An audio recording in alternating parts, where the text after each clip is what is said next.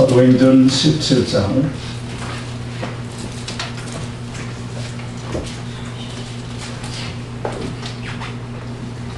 26절에서 29절까지 말씀을 보겠습니다. 26절과 27절은 지난주에 이미 다 설교를 했던 본문입니다. 26절과 29절까지 읽는 이유는 지난주 설교에 덧붙여서 오늘의 설교가 이어지기 때문에 함께 보는 겁니다. 인류의 모든 족속을 한 혈통으로 만드사 온 땅에 거하게 하시고 저희의 연대를 정하시며 거주의 경계를 하나셨으니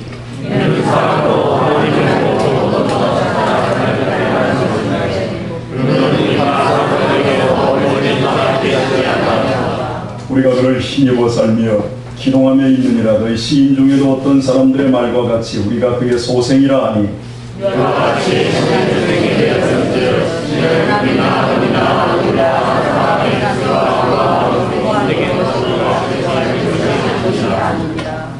아멘.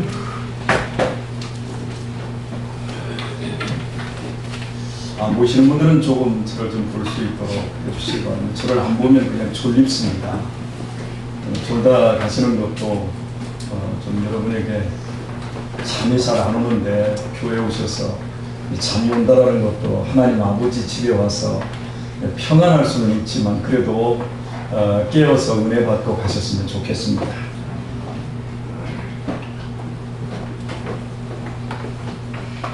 안 벗으셔도 되겠습니까?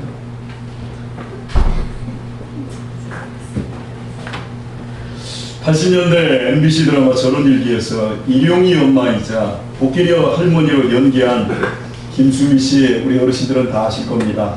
젊은 세대는 영화 가문의 영광에서 걸쭉한 욕담을 쏟아놓는 연기파 여배우라고 해야 짐작할 수 있을 것 같습니다. 김수미 씨가 7살이던 어느 여름날에 아버지께서 커다란 송아지 한 마리를 맡기시면서 네 큰성 시집갈 미천이다, 잘 먹여라 하시고는 개울로 멱을 감으러 갔는데 얼마 후에 천둥 소리가 쳤고 이 소리에 놀란 송아지가 언덕 아래로 뛰기 시작했답니다.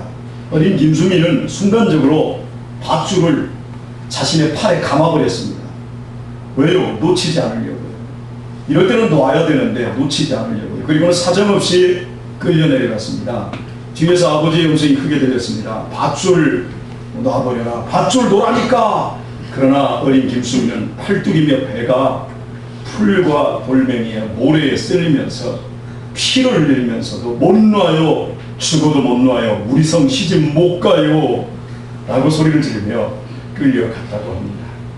구르다시피 뒤쫓아온 아버지의 팔림에 송아지는 드디어 멈췄고 아버지는 어린 김수미를 끌어안고 우셨다 합니다. 김수미 씨는 이렇게 어릴 때부터 야무진 나이였다고 하더라고요. 여러분의 집에 아이들은 야무집니까? 물러 터집니까? 여러분은 야무진 사람입니까? 무른 사람입니까? 우리의 인생길에서 우리가 야무지게 붙잡아야 할 것이 무엇일까요? 어린 시절은 그 고사리 같은 손으로 엄마의 손을 막 붙잡습니다. 새끼손가락만 져줘도 막 붙잡습니다. 조금 커서는 장난감이나 인형을 붙잡고 조금 커서는 책을 야무지게 붙잡아야 되는데 잘 안 잡지요. 핸드폰을 야무지게 잡지요. 더 커서는 결혼을 위해 좋은 사람을 억세게 붙잡아야 합니다. 돈을 야무지게 붙잡는 것은 시키지 않아도 다 붙잡으려고 하지요. 좋은 차도 좋은 집도 붙잡고 명예와 지위도 붙잡으려고 하고 더더욱 행복도 붙잡으려고 분투를 합니다. 그러나 붙잡은 사람이 얼마 없습니다. 그래서 대부분의 인생들이 억울해하고 속상해하고 배아파합니다. 그렇다고 붙잡은 사람일지라도 만족한 것은 아닙니다. 나름대로의 모자람과 아픔이 다 있습니다. 그래서 찰리 채플린이라고 하는 이 희극 배우는 우리가 사람을 멀리서 보면 다 희극과 같지만 가까이에서 보면 다 모두 비극이라고 말을 했어요. 인생이라고 하는 것은 주어진 시간이 지나면 야무지게 붙잡았는데 결코 붙잡을 수 없는 물을 손으로 움켜쥔 것과 같다라는 것을 알게 된다고 합니다. 결국 빈손으로 왔다가 빈손으로 떠나는 것이 인생이라는 사실을 깨달으며 인생 무상을 뼈저리게 느끼는 것이 인생이랍니다.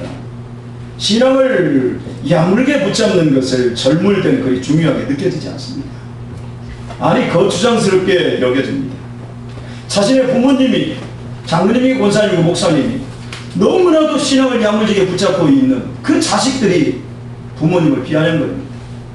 나는 저렇게까지는 안 믿을 거예요. 하지만 그 자신이 나이를 먹고 빈손으로 떠나가야 할 때를 드디어 느끼게 되는 순간이 오면 알게 되는 겁니다. 마지막까지 내가 꽉 붙들고 있어야 할 것, 내가 젊은 날에도 더 강력하게 붙잡아 있어야 할 것, 숨 넘어갈 때까지 야무지게 붙잡고 있어야 할 것이 신앙이었다는 것을 알게 되어집니다. 그래서 대부분이 후회가 있는 거죠. 지난 시간 바울은 천지만물의 주제이신 하나님께서는 인간이 더듬어 찾을 만큼 가까이 계시다고 선언했습니다. 오늘은 그 이후의 말씀을 계속적으로 살펴보는데요. 28절과 29절이 그 내용입니다. 28절을 보시면 우리가 그를 힘입어 살며 기동하며 있느니라. 너희 시인 중에도 어떤 사람들의 말과 같이 우리가 그의 소생이라 하니, 그 시인 중에도 어떤 사람들의 말과 같이 이렇게 말씀하고 있습니다. 하나님은 결코 사람에게서 멀리 떠나 계시지 않는 하나님이십니다. 그래서 우리가 하나님을 힘입어 살며 기동하고 있다고 바울은 선언했습니다. 더욱이 어느 정도로 하나님으로부터 힘을 입는가 하면 하나님의 소생이 되었다고 밝히고 있습니다. 우리말 소생으로 번역된 헬라어 게노스는 족속, 가족, 친족, 자식이라는 뜻을 가지고 있습니다. 쉽게 말하면 우리 각 사람은 천지의 주제이신 하나님의 족속이요 가족이요 하나님의 자식이 되었다라는 말입니다. 아멘을 아무도 안 하시네. 여러분 마귀의 자식입니까? 하나님의 자식인 줄 믿습니다. 바울은 우리가 하나님의 소생으로 힘입고 기동한다는 말을 어떤 시인의 말을 빌어서 설명했다고 했어요. 어떤 시인의 말을 빌어서 설명했는데, 이는 주전 6세기 시인 에피메니데스의 시 크레티카에 나오는 구절을 인용한 것입니다. 그 시에서 에피메니데스는 제우스의 아들 미노스의 입을 빌려 이렇게 말합니다. 왜냐하면 우리가 당신 안에서 살며, 제우스를 말하는 겁니다. 우리가 당신 안에서 살며 움직이고 존재하기 때문입니다. 제우스에게 경의를 표하는 내용이 나옵니다. 그리고 우리가 그의 소생이라는 표현은 에피메니데스의 시보다 더 잘 알려진 시 아라투스의 시 페노마나의 제우스를 가리켜 우리가 그의 소생이라는 표현이 등장하는 것을 바울이 사용한 것입니다. 한국인들로 최소한 고등학교까지 한 중동교육을 받은 사람들이라면 죽는 날까지 하늘을 우러러 한 점 부끄러움이 없기를 하는 윤동주의 서시 다 아시지요? 그치? 김소월의 진달래는 거의 알고 있는 것처럼 아테네 지성인들이라면 당연히 에피메니데스와 아라투스의 시를 잘 알고 있기에 바울은 그것을 인용한 것입니다. 이처럼 바울은 유대교의 좁은 우물에 갇힌 편협한 유대인이 아니라 헬라 역사와 문화에 정통한 세계적인 인물이었습니다. 그리하여 허구의 제우스와 달리 인간을 창조하신 하나님께서는 인간과 멀리 계시지 않고 인간이 의식하든 못하든 상관없이 당신의 은혜 속에서 살고 움직이는 하나님의 소생들임을 확실히 증거한 것입니다. 바울의 선언대로 이제 하나님의 소생들이 되었다고 한다면 마땅히 거기에 걸맞는 삶을 살아야 하는 사필 규정과 같은 일일 것입니다. 그렇다면 하나님의 소생다운 삶은 어떤 삶일까요? 아니, 다른 표현을 쓰겠습니다. 하나님의 자녀다운 삶은 어떤 삶일까요?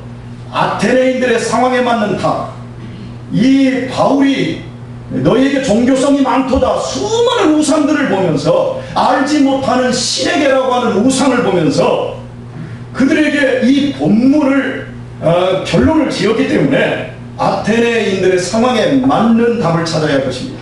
아테네 사람들은 인간들의 기술과 고안으로 만든 신상들을, 즉 우상들을 아름답게 치장하고 그 신상들 앞에 온갖 재물을 바쳐야 자신들이 믿는 신들이 비로소 신적 가치를 지니게 되고 그 결과로 자기 자신들의 삶도 가치를 지닌다고 생각을 했습니다. 그러나 곰곰이 생각을 해보면 그 가치의 출처는 신들이 아니라 실은 그 신들을 자기들이 만들었기 때문에 그 출처는 자신들인 셈이 됩니다. 한 주먹으로 끝나버릴 자신들을 출처로 삼은 그 가치는 말만 신이지 그것은 물거품처럼 허망한 가치일 수밖에 없는 겁니다. 제가 어제 입양 그 사후 교육 프로그램을 목요일, 금요일, 토요일까지 갔다가 이제 와서 저녁 때 우리 아이들하고 밖에 야구글러브와 그리고 배드민턴 채를 가지고 나가서 한 2시간 동안 이렇게 놀아주고 마지막에는 이제 그 정자에서 장기를 또 이렇게 푹 이렇게 놀아주는데 한참 이 배드민턴을 치고 있는데 저희 아파트 바로 앞동에 저보다 나이가 한 3살 정도 적은 아버지가 있습니다. 애들은 셋인데 한동안 보이지를 않았어요. 근데 그 아내가 휠체어를 몰고 어떤 남자를 휠체어를 몰고 이렇게 들어오고 있더라고요. 그래서 누군가 아줌마하고 잠깐 인사를 잠깐 나눴습니다. 나눴는데 그 휠체어에 탄 사람이 그의 남편이에요. 근데 제가 알아보지 못할 만큼 이 몸이 파시한 남자입니다. 도대체 왜 그렇습니까? 그랬더니 한 8개월 전에 교통사고가 났는데 뒤에서 그냥 받쳤는데 이 목 밑으로 전혀 쓰지를 못하게 되었답니다. 그리고 어떤 이유인지 머리 쪽에도 이상이 생겨서 입이 다물어지질 않는 거예요. 이제 45밖에 되지 않아요. 입이 다물어지질 않는 거예요. 그냥 이러고 있습니다. 죄송합니다. 제가 표현을 못했습니다. 이러고 있는데 목을 숙이지도 못하고 뒤로 뻗대고 하늘만 쳐다보고 있어요. 너무 안타깝더라고요. 어린 자녀들을 앞으로 어떻게 키워야 될지 그 어머니가 그리고 그 남편의 그 모습 더 이상 나아지지 않는다는 거죠. 여러분 얼마나 그 인생이 그 부인이 느끼는 그 처절한 인생 그 남편이 그 상태에서 느끼는 그 인생의 그 허무함 이 부질없음 그리고 그 안타까움이 어제 제 가슴속에 밀려드는 거죠. 하나님이 우리에게 정말 이렇게 건강을 주셔서 이만큼이라도 사는 게 복이다라는 생각을 하게 되었습니다. 여러분 그렇습니다. 일순간에 우리의 인생들이 죽음과 함께 무너지면 다 물거품이에요. 그런데 그 물거품밖에 되지 않는 그 가치를 영원한 가치로 생각을 한단 말이죠. 영원하신 하나님이 우리에게 힘을 주어 우리가 그 하나님으로부터 기동하며 산다면 그래서 우리가 하나님의 소생들이 되었다면 우리가 추구할 삶이 무엇일까요? 하나님의 소생다운 사람으로 산다는 것은 영원한 가치를 따라 산다는 것입니다. 즉 이제부터 하나님의 것들로 즉 영원한 가치와 목적으로 자신을 치장하고 채운다는 것입니다. 하나님의 진리와 사랑과 생명으로 자신의 심령을 가득 채우고 언제 어디서나 하나님의 말씀을 쫓아 사는 것입니다. 이 외에 하나님의 소생으로 하나님의 자녀답게 사는 길은 이 세상 어디에도 없습니다. 로마서 8장 14절 이하의 말씀은 이렇습니다. 무릇 하나님의 영으로 인도함을 받는 그들은 곧 하나님의 아들이라. 하나님의 영으로 인도함을 받아야 하나님의 아들이라 그럽니다. 너희는 다시 무서워하는 종의 영을 받지 아니하였고 여기서 종은 누굽니까? 죄입니다. 여기서 종은 마귀입니다. 너희는 다시 무서워하는 종의 영을 받지 아니하였고 양자의 영을 받았으므로 아바 아버지라 부르짖느니라. 제 아들들 셋이 저에게 피를 물려받지 않았지만 그 아들들이 저한테 아빠, 아버지, 아버님 저한테 그렇게 부르짖습니다. 그러면 저는 오냐 성령이 친히 우리 영으로 더불어 우리가 하나님의 자녀인 것을 증거하시나니 자녀이면 또한 후사 곧 하나님의 후사이라고 말씀합니다. 여러분 우리는 죄로 말미암아 원래 하나님의 자식이 아니었습니다. 우리의 아버지는 마귀였습니다. 우리는 하나님으로부터 심판받을 마귀와 함께 죽어야 할 죄의 종이었습니다. 그러나 하나님의 아들이신 예수님의 죽음과 부활로서 하나님은 우리를 하나님의 자녀로 입양해 주셨습니다. 그 증거로서 하나님은 우리들에게 양자의 영을 주시고 하나님을 아버지라 부를 수 있게 하셨다는 것입니다. 그런데 아바 아버지라 부를 수 있게 했다는 겁니다. 헬라어권에서 자식의 아버지를 가장 친근하게 부르는 호칭입니다. 우리의 아빠와 같은 말입니다. 유대인들에게 있어서 하나님은 무시무시한 하나님입니다. 높고 높은 곳에 계시고 지고지신하며 굉장히 무서운 분이십니다. 그들은 하나님의 이름을 부르는 것도 겁을 냈습니다. 그래서 하나님의 이름을 잃어버렸습니다. 지금도 역시 하나님을 야훼라고 부릅니다. 하나님을 아빠라 부르는 것은 감히 상상도 할 수 없는 일입니다. 오직 야훼일 뿐입니다. 예수님께서 십자가에 달리신 죄 목적 하나가 바로 하나님을 아버지라고 불렀다는 것이었습니다. 이슬람교의 교주 마호메트에게는 99가지의 이름이 있지만 결코 아버지라는 이름은 없습니다. 불교 신도들이 부처를 부처님이라고 부릅니다. 석가모니라고 부르지 않습니다. 세존이라고 부릅니다. 그런데 아버지라고 부르지 않습니다. 하지만 우리는, 예수님을 믿는 우리들은 하나님을 아버지라고 부릅니다. 이것은 예수님이 피 흘리셔서 우리에게 주신 놀라운 권리입니다. 그러므로 우리가 하나님의 소생, 즉 하나님의 자녀가 되어 하나님을 아버지라 부를 수 있게 된 것을 우리는 야무지게 붙잡을 수 있어야 합니다. 하나님이 나의 아버지가 되심은 우리의 확신이고 우리의 감사이며 우리가 드릴 안식이며 우리의 평화입니다. 아멘. 어린 자식, 모자라는 자식은 철저하게 아버지의 책임과 보호 아래에 있듯 우리같이 모자란 사람들을 전적으로 하나님 아버지께서 책임져 주십니다. 그래서 우리는 하나님을 아버지라 불러야 합니다.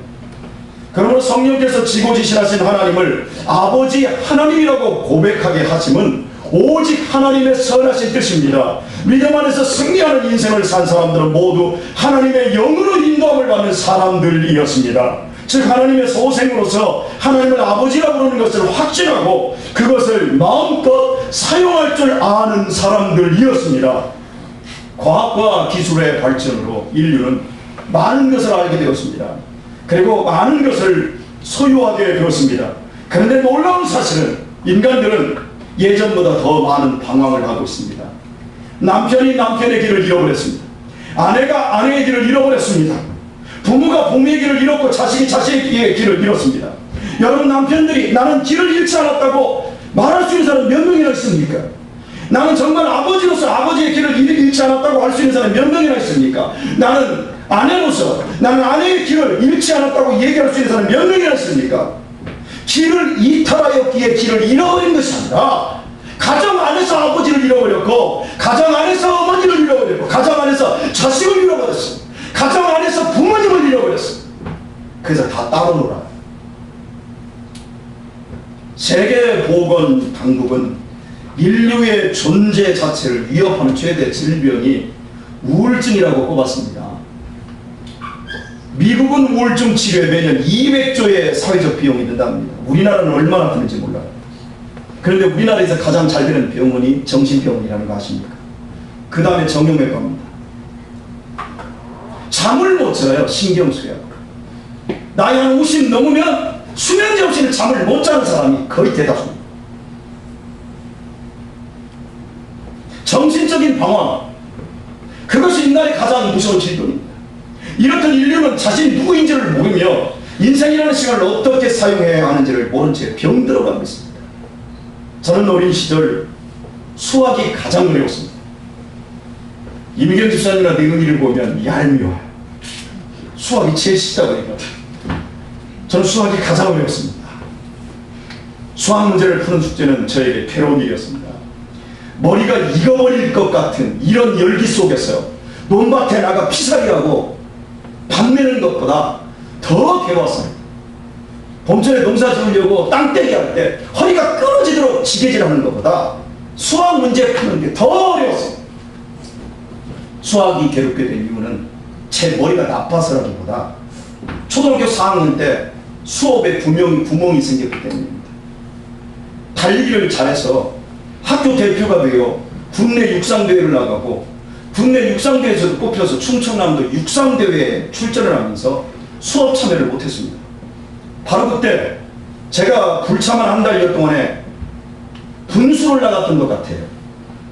대회가 끝나고 한 달여 만에 돌아와서 공부를 하는데 전혀 알아들을 수가 없습니다. 학원에 다니거나 고학년에게 따로 배우거나 혹은 당시에 참고서에 있던 동아전과 표준전과가 있었던 것 같은데요. 그것만 있었어도 충분히 분수에 대해 이해와 공식을 익힐 수 있었을 터인데 이렇게 할 수 있는 여건이 저희 집에는 되지 않았습니다. 워낙 시골인지라 학원이라는 것도 없었고 나이 차이가 많은 형제들은 모두 집을 떠나버렸고 누나들이 또 다 초등학교밖에 못 나왔으니 뭘 알겠습니까? 그리고 나이가 많다고 다 떠나버렸고 집은 가난하여 전과 살 돈이 없었습니다. 제가 고등학교 졸업할 때까지 전과나 참고서를 한 권을 사본 적이 없어요. 이렇게 초등학교 4학년 때 분수 공부를 놓친 결과 고학년으로 올라갈수록 더더욱 수학이 어려워졌습니다. 다른 과목은 못해도 80점, 90점대였어요. 아니라는 식으로 지금 이렇게 먹고 있는 거예요. 네, 저희 집에요 상 많아요. 학업 우수상. 우리 어려서는 월말고사를 늘 봤는데 월말고사 상장 많습니다. 그리고 큰 상장도 있어요. 외부에서도 받은 거. 공부를 좀 잘했어요. 그런데 수학만 항상 찍다 보니 40점 이상을 넣어본 적이 없어요. 중학교 들어가서 수학 선생님이 유난히 숙제를 많이 내줬어요. 그분 이름도 잊어버리지 않았는데 공식을 이해 못하니 숙제를 할 수가 없는 거예요. 아무리 오래 문제를 잡고 있어도 전혀 풀 수 있는 방법이 없어요. 그냥 벽입니다. 1시간이 아니라 10시간을 앉아서 문제를 바라본다고 풀려지는 것이 아니에요. 저는 그때의 답답함과 그때의 좌절감을 지금도 그냥 눈에서 눈물이 그냥 줄줄 흘러요. 정답을 써가지 않으면 학교에서 벌을 받을 수밖에 없는데 이 수학 선생님이 봉골레자루 갖다가 이 걸레통에다가 물 받아놓고 담가놓습니다. 부러진 거. 그리고 물 먹인 걸 가지고 때려봐요. 찰싹찰싹 잘 풀어가지고 엉덩이는 살이 다 터지죠. 이렇게 때리시는 아주 강력하신 분이셨어요. 그래서 뭐 어떻게 해야기는 해야 되는데 제가 문제를 어떻게 푼 줄 아십니까? 풀기는 풀었어요. 제 머릿속에서 떠오르는 숫자를 무작정 적어 넣는 것입니다. 그렇게 가짜답을 적어놓고 보니 그럴듯하게 숙제를 한 것 같은데 제 어머니는 숙제했구나 그럽니다. 정답은 하나도 없는 거예요. 결국 그날만 넘기고 그 다음날 학교에 가서 선생님에게 봉걸레자루 따블로 얻어맞는 거죠. 저는 제 인생에서 학창시절 내내 괴롭혔던 수학 문제로 인한 인생에 큰 교훈을 얻게 되었습니다. 신학할 때는 수학이 없었어요. 내가 수학이 있었으면 포기했을 거예요. 수학이 없는 처음에 딱 신학교에 들어가서 커리큘럼에 수학이 없어서 할렐루야 그랬습니다. 그 정도로 힘들었어요. 그때 저는 엄청난 교훈을 얻었습니다. 많은 사람들이 인생의 원리를 모른 채 인생의 원리를 배우지 못한 채 인생의 문제를 풀려고만 합니다. 인생에 대한 이해가 결여되어 있어요. 인생을 바르게 이해할 때 인생의 문제를 풀 수 있게 되는데 인생에 대한 이해가 결여되어 있어요. 그러나 인생이 뭔지 모르면 결국 자기 마음대로 답을 써놓는 결과 아무리 세월이 흘러도 풀 수 없게 됩니다. 세월이 흐를수록 더 미궁 속에 빠져들어갑니다. 다 틀린 답을 써놓고는 숙제하는 것처럼 뽀기고 있다니까요. 여러분 주변에 옆 사람들 보세요. 다 뽀기고 있어요. 숙제하는 것처럼. 그러면서 속으로는 불안하고 삶은 허약해지게 되는 겁니다. 나이가 먹을수록 벌벌 떨고 있는 겁니다. 인간이 자신의 문제를 풀려면 반드시 천지만물의 창조자이시고 통치자이신 하나님을 알아야만 합니다. 우리를 만드신 분입니다. 우리에게서 멀리 계시지 않고 우리를 살게 하고 지금 기동하게 하는 하나님을 알아야 합니다. 하나님을 알 때 자신도 알게 되고 어떻게 살아야 하는지도 드디어 알 수 있습니다. 결국 많은 사람들이 하나님과 그분의 법을 모르기에 무지와 혼돈 속에 갇혀버립니다. 그 결과 행복하며 보람되고 당당해야 할 인생이 한 번밖에 없는 인생이 불행하고 허무하고 비참해지게 됩니다. 성경을 통해서 요한은 우리에게 이렇게 말합니다. 영생은 유일하신 참 하나님과 그의 보내신 자 예수 그리스도를 아는 것이니다라고 선언합니다. 아무리 좋은 것을 갖고 있어도 그 가치를 모르고 그 사용법을 모르면 그것은 자기 것이 될 수 없습니다. 지난주 초에 어떤 분이 저한테 집에서 이 CD 플레이어 또 여러 가지 녹음기 이렇게 여러 가지 기능, 라디오 기능, 거기에 또 USB 메모리를 꽂고 하는 이런 이 복합적인 뭐라고 하나요? 그 카세트 옛날에 말하면 그런 거요. 이게 집에 하나 사셨대요. 근데 아무리 눌러도 소리가 안 나는 거. 그래서 그걸 제게 가져오셨어요. 목사님, 이것 좀 봐주세요. 이걸 어떻게 해야 되는지 모르겠어요. 여러분, 아무리 비싸게 주고 내 돈 주고 샀어도, 내 집에 안방에 갖다 놨어도 사용법을 모르면 내 것이 아닌 거예요, 그게. 그래서 제가 이게 보니까 다 영어로 써 있어요. 영어로 쓰는 걸 어떻게 알겠습니까? 그래서 제가 뭐 이렇게 해보고 다 이렇게 해보니까 다 돼요. 잘 돼요. 그래서 제가 드렸더니 목사님은 어떻게 이것도 잘 아세요? 예, 내 수중에 있어도 내 돈으로 샀어도 사용법을 모르면 내 것이 아니라니까요. 내 몸뚱이가 내 것이라고 얘기하지만 내 몸뚱이가 담배나 쳐질러 버리고 내 몸뚱이가 술이나 부어서 절구면서 자기가 서서히 죽어가고 있다면 내 몸뚱이를 내가 마음대로 사용하는 겁니까, 그게? 얼마나 많은 사람들이 내 몸뚱이를 내 것으로 쓰지를 못해요. 자기 자신이 자기 것이라고 하지만 자신을 바르게 이해하지 못하면 진정으로 자신을 소유할 수 없는 것입니다. 내 자식을 이해를 못하니까 소유가 안 되는 거예요. 내 남편을 이해를 못하니까 내 남편이 안 되는 거예요. 남의 남편처럼 되는 거예요. 내 아내를 내 아내로서 알아주고 그래야 내 아내가 되어지는데 이게 내 아내가 안 되는 거예요. 왜? 사용법을 모르니까. 그 남자들이 부려먹을 줄은 알고, 큰 소리나 칠 줄 알고, 여자들이 그냥 바가지랑 팍팍 긁을 줄 알고, 자식들이 그냥 부모한테 대들려고만 하고, 그러니까 소유가 안 되는 거예요. 많은 사람들이 자기를 위해서 산다고 하지만 전혀 자기를 위한 삶이 아닌 엉뚱한 삶을 사는 사람들이 너무나 많습니다. 그래서 대부분의 사람들이 다른 사람을 모방하다가 창조 목적과는 동떨어지는 삶을 살다가 불행과 파멸의 길로 끝나버리는 겁니다. 그러므로 인생은 삼위일체 하나님을 아는 것이 가장 급선무입니다. 거기에 인생의 모든 답이 들어있기 때문입니다. 2500년 전 말라기 선지자는 오실 메시아의 사역과 사명에 대해 이렇게 선포했습니다. 그가 아버지의 마음을 자녀에게로 돌이키게 하고, 그가 누굽니까? 예수님께서 아버지의 마음을 자녀에게로 돌이키게 하고 자녀들의 마음을 그들의 아버지에게로 돌이키게 하리라 말씀합니다. 말라기 선지자의 선언 속에서도 우리 인간의 근본적인 문제가 하나님 아버지의 부재 때문임이 담겨 있습니다. 그래서 하나님의 아들이신 예수 그리스도께서 인간의 몸으로 오셔서 십자가에서 죽으시고 부활하신 복음으로 말미암아 궁극적으로 회복하고자 하신 것은 고아와 같은 인간에게 하나님 아버지를 찾아주는 것입니다. 아버지 하나님의 부재, 그것이 인간으로 하여금 불행과 저주를 자초하는 것입니다. 이렇게 하나님 아버지를 찾는 것, 그것은 우리 인간에게 사활이 걸려있는 문제입니다. 오늘날 많은 사회과학자들과 전문가들은 탈선과 범죄에 대한 이유가 가정의 붕괴에 있다고 주장을 합니다. 잘 들으십시오.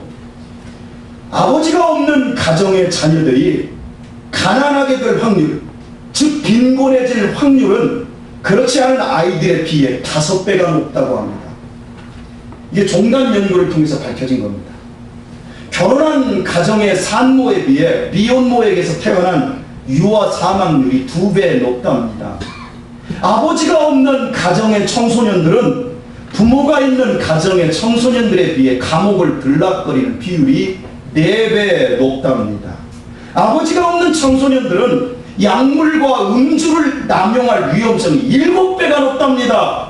편모설하에서 어머니 혼자 집에서 키운 이 자녀들은 10대 임신의 위험이 3배가 높고, 아버지 없이 자란 자녀들은 학교 중퇴율이 2배가 높답니다. 사회 문제는 결국 깨어진 거죠. 더 나아가 아버지의 부재에서 비롯되고 있다는 거예요.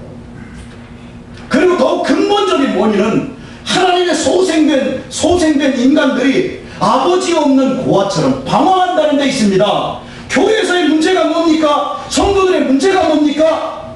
하나님을 믿는다 그러는데 하나님이 아버지로서 믿어지질 않는 거예요. 여러분이 이하 버스 정류소에 나가면 평택역 어떻게 가냐고 누군가를 붙잡고 한번 물어보십시오.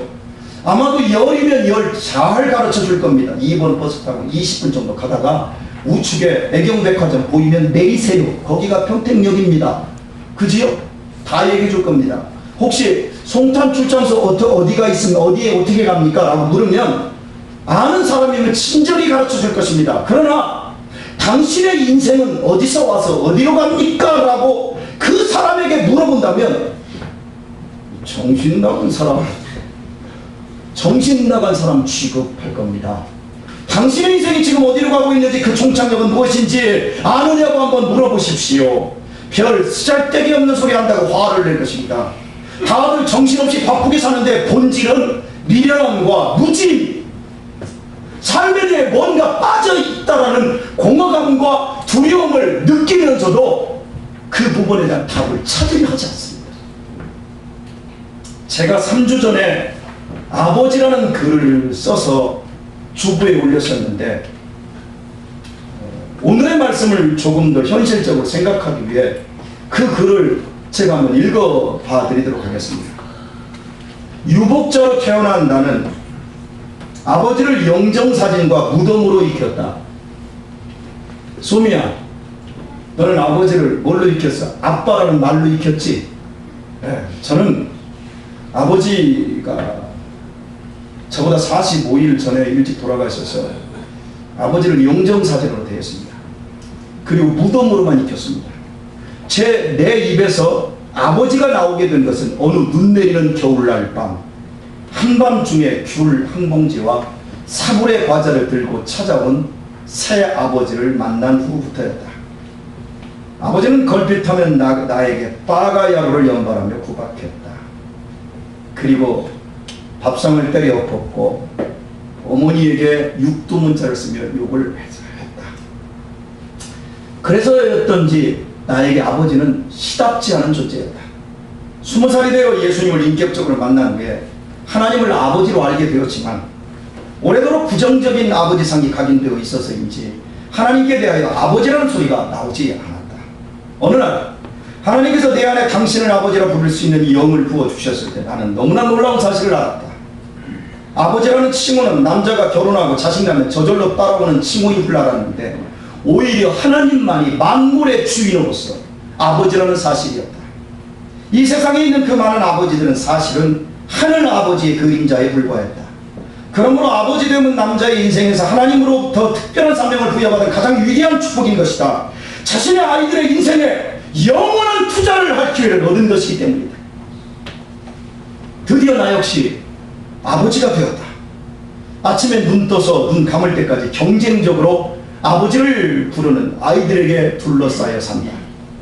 이제껏 48년을 자식도 되어봤고 동생도 되어봤고 남편도 되어봤고 목사도 되어봤다. 그러나 이 모든 호칭이 다 중요했지만 나를 향한 그 어떤 호칭보다 아버지라는 호칭이 주는 책임감이 실로 어마어마하게 무겁다. 좋은 아버지가 되고자 나름 노력하지만 허물과 실수가 많다 보니 시답지 않은 아버지가 되는 것 같아 매우 두렵기만 하다. 아버지 되면 하나님께서 주신 특권이지만 좋은 아버지는 저절로 되지 않음을 느낀다. 그래서 나는 날마다 아버지 본연의 모습을 찾고자 참된 아버지 하나님께 지혜를 구하는 한편 나를 호되게 훈련한다. 지금 우리 사회는 물론 우리들의 가정 안에 우리들의 교회 안에 좋은 아버지가 절대적으로 필요하다.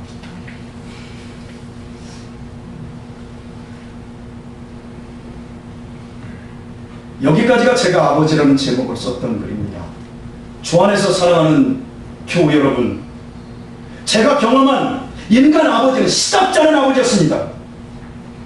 어머니 주워 패고 어머니 얼굴에 욕하고 어머니 머리끄댕이 잡고 벽에다 얼굴 찍히고 그리고 아들에게 천치 바보라는 빠가야로를 연발하던 분이었습니다. 사람은 보고 배운다 하지 않습니까? 지시한다고 교훈한다고 배우지 않습니다. 보고 배웁니다. 교육학의 진원입니다. 그렇다면 제가 시답지 않은 아버지에게서 배운 것 역시 시답지 않은 아버지 아니겠습니까? 그런데 제가 어찌 어머니가 모두 다른 4명의 독특한 아이들을 거느린 아버지로 살고 있는 것일까요? 그것은 제가 교육서적을 많이 읽었기 때문일까요? 제가 교육 강의를 많이 들었기 때문일까요? 아닙니다. 제 안에서 절대적인 아버지, 완전한 아버지인 하나님 아버지를 성령 안에서 만났기 때문입니다. 그분의 힘을 입어 아이들의 아버지로서 하루하루 기도할 수 있는 힘을 주셨기 때문입니다. 결혼 초에 식탁을 3번이나 때려 엎을 만큼 다혈질이었던 제가 지금 어찌 아내에게 존경받는 남편으로 살고 있겠습니까? 제가 배움도 짧고 인격이 부실한데도 어떻게 여러분의 목사가 되어 이 교회를 14년째 섬기고 있는 것입니까? 그 역시 저를 책임져 주시는 하나님 아버지께서 제게 힘과 지혜를 공급시켜 주시기 때문입니다. 주 안에서 사랑하는 우리 교회 여러분, 하나님은 우리들의 아버지이십니다. 하나님은 우리들의 아빠이십니다. 하나님은 멀리 계시지 않습니다. 내가 기도하는 모든 순간에 거기 계십니다. 내 호흡이 끝나기까지 하나님이 그의 영으로 나와 함께 해주십니다. 뿐이겠습니까? 심장이 멈추고 영원히 눈을 감는 그날, 이 세상에 부질없는 그 모든 것들이, 허황된 것들이 다 사라진 그날, 내 몸뚱이까지 먼지로 사라진 그날, 우리를 하늘 아버지로 데려가시기 위해 예수님이 오실 것입니다. 아버지 하나님의 소생으로 그분의 자녀답게 사십시오. 하나님 아버지의 소생이 아닌데 소생답게 살라는 얘기가 아니라 소생되었기 때문에 이제부터 소생답게 살라고 말씀하는 겁니다. 하나님 아버지의 자녀로 살고자 하는 그곳에서 인생의 방황이 끝이 나고 인생 문제는 거기서부터 풀려나갑니다. 말씀을 맺도록 하겠습니다. 어느 그의 인생을 하루의 시간으로 정해 놓은 것이 있었습니다. 출생을 오전 7시로 하여 밤 11시까지를 나이별로 나누었는데 그 내용이 우리가 생각하는 것과는 다릅니다. 나 보통 40에서 45세가 되면 내가 인생에 이제 반절을 살았다 이렇게 생각되어지는데 전혀 그렇지 않더라고요. 자 보세요. 7세에 출생을 했어요. 7세에 15세는 오전 10시 25분에 해당하고 20세는 오전 11시 34분, 25세는 낮 12시 42분이랍니다. 25세면 이미 지기 시작하는 것입니다. 30세는 오후 1시 51분, 35세는 오후 3시 정각, 40세는 오후 4시 8분, 45세는 오후 5시 16분이랍니다. 셰필 부장님 5시 16분. 50세는 오후 6시 25분. 김범준 집사님 50이지요? 넘어가는 해랍니다 벌써. 55세는 오후 7시 34분. 60세 58 개띠들 8시 42분 9시 뉴스 볼 시간 준비할 시간 씻고 65세는 뉴스가 끝난 9시 51분으로 잠자리에 들어야 할 시간이랍니다. 그리고 70세는 밤 11시랍니다. 89세 90대이신 분 모르겠습니다. 거기는 그냥 신선이에요. 신선. 여러분은 지금 인생의 시간이 몇 시에 해당되십니까? 얼마의 시간이 더 남아있어요? 이제 얼마나 더 야무지게 붙잡을 수 있을 것 같습니까? 몸에서 기운이 지금 빠져가고 있지 않나요? 자식들이 부모를 지금 우습게 생각하고 있지 않나요? 돈 달라고 눈에 푸른 기운 있는데 돌봐주지 않잖아요. 이제 얼마나 더 무엇을 할 수 있어요? 정말이지 여러분 이 땅에서 얼마나 더 남았나요? 하나님을 믿고 의지하고자 하는 여러분에게 이 시간 아버지께서 성령을 주시고 새롭게 기도할 수 있는 하나님의 소생다운 자녀들로 살 수 있게 되기를 주의 이름으로 축원합니다. 이 시간 우리 함께 살아계신 주 찬양하고요 기도했습니다.